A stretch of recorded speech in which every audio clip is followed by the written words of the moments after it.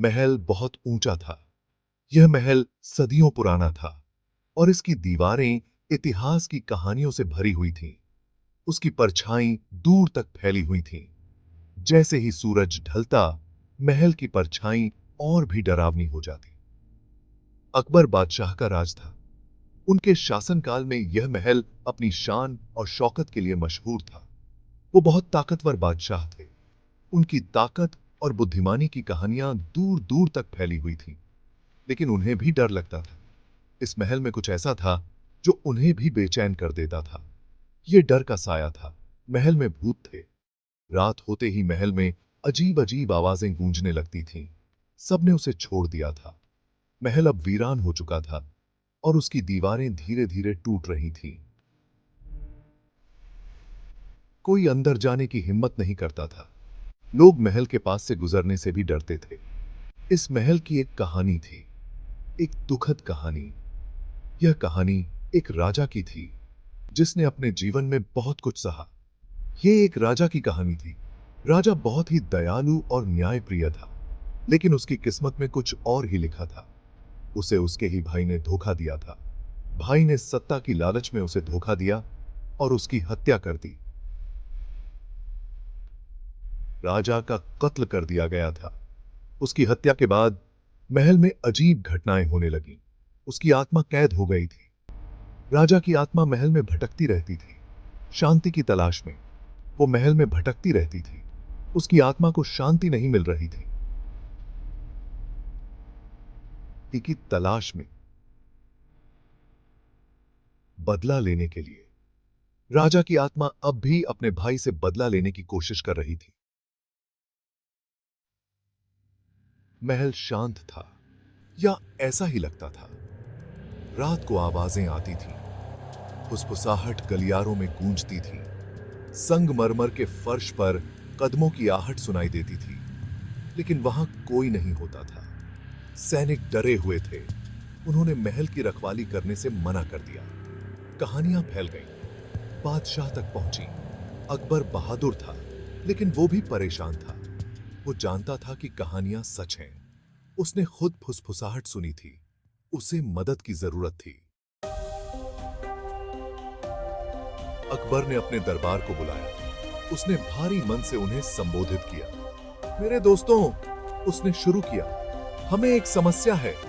उसने उन्हें महल के बारे में बताया, फुसफुसाहट के बारे में, अपने सैनिकों के डर के बारे में।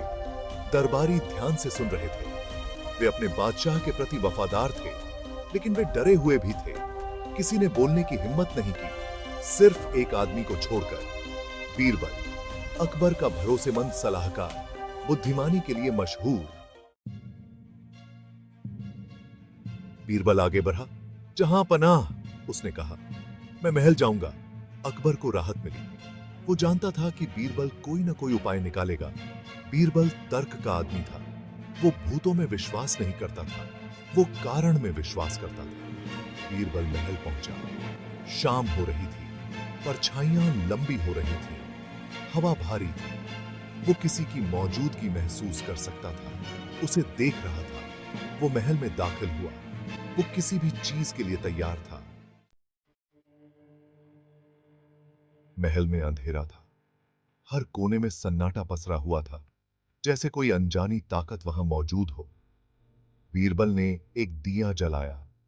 दिए की रोशनी ने अंधेरे को थोड़ा सा चीर दिया, लेकिन माहौल अभी भी रहस्यमय था। वो धीरे धीरे चला, सुन रहा था, देख रहा था। हर कदम पर उसे ऐसा लग रहा था जैसे कोई उसे देख रहा हो। वो राजा के कक्ष में पहुंचा। कक्ष की भव्यता और अंधेरे का मेल उसे और भी डरावना बना रहा था। हवा और ठंडी हो गई और उसने अपनी रीढ़ की हड्डी में ठंडक महसूस की। ऐसा लग रहा था जैसे कोई अदृश्य शक्ति उसे छू रही हो। अचानक एक साया दिखाई दिया। वो राजा था। उसकी उपस्थिति ने बीरबल के दिल की धड़कनें तेज कर दी। उसकी आंखें लाल चमक रही थीं। उन आंखों में एक अजीब सी चमक थी जो बीरबल को और भी भयभीत कर रही थी। कौन है जो मेरा आराम भंग करता है? उसकी आवाज में गुस्सा और ताकत दोनों थे। वो गरजा, उसकी आवाज कक्ष में गूंज उठी।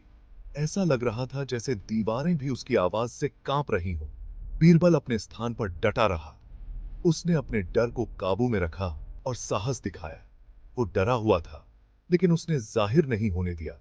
उसके चेहरे पर एक दृढ़ता थी जो उसकी हिम्मत को दर्शा रही थी। भाग 6 बुद्धि का खेल। बीरबल ने अपना सिर झुकाया। महाराज, उसने कहा, मैं शांति से आया हूं। राजा हंसा, एक ठंडी खोखली हंसी। शांति? उसने उपहास किया। मेरे लिए कोई शांति नहीं है जब तक मेरे भाई को सजा नहीं मिल जाती। बीरबल जानता था कि उसे चालाक होना होगा, उसे आत्मा को मात देनी होगी। महाराज, उसने कहा, आपका भाई बहुत पहले मर चुका है। राजा की आंखें सिकुड़ गईं। मर गया? उसने फुफकारा। साबित करो। भाग 7 सच्चाई का पर्दाफाश। बीरबल मुस्कुराया। उसने इसका अंदाजा लगा लिया था। मेरे पीछे आओ, उसने कहा। वो राजा को महल के बगीचों में ले गए। वो एक खास जगह पर रुका। यहीं आपके भाई को दफनाया गया था, उसने कहा। राजा ने इधर उधर देखा। वो भ्रमित लग रहा था। बीरबल ने अपनी बात जारी रखी। आपका भाई अपराध बोध से ग्रस्त था। उसने मरते दम तक अपना गुनाह कबूल किया। राजा चुप था। ऐसा लग रहा था जैसे वो शांत हो रहा था। भाग 8 आत्मा की हार। बीरबल ने अपनी बात जारी रखी। उसने आपकी माफी मांगी, उसने कहा। उसने कहा कि उसे बुरे सलाहकारों ने बहकाया था। राजा का रूप टिमटिमा रहा था। ऐसा लग रहा था जैसे उसे शांति मिल गई हो। उसने कृतज्ञता से बीरबल को देखा। धन्यवाद, उसने फुसफुसाते हुए कहा। तुमने मुझे शांति दी है। और इतना कहकर वो गायब हो गया। भोर की पहली किरण ने क्षितिज को छू लिया। महल शांत था। आत्मा चली गई थी। भाग 9 डर पर विजय। यह कहानी हमें सिखाती है कि कैसे बुद्धि और साहस से हम अपने सबसे बड़े डर पर भी विजय प्राप्त कर सकते हैं। बीरबल अकबर के पास लौट आया। उसने अपने अनुभवों और चुनौतियों के बारे में विस्तार से बताया। अकबर हैरान था। उसने बीरबल की बातों को ध्यान से सुना और उसकी बुद्धिमानी की सराहना की। उसने बीरबल की बुद्धि और साहस की प्रशंसा की। अकबर ने महसूस किया कि बीरबल ने न केवल अपने लिए बल्कि पूरे राज्य के लिए एक महत्वपूर्ण कार्य किया था। यह खबर पूरे राज्य में फैल गई। लोग बीरबल की प्रशंसा करने लगे और उसकी बुद्धिमानी की कहानियां सुनाने लगे। महल से अब डर नहीं लगता था।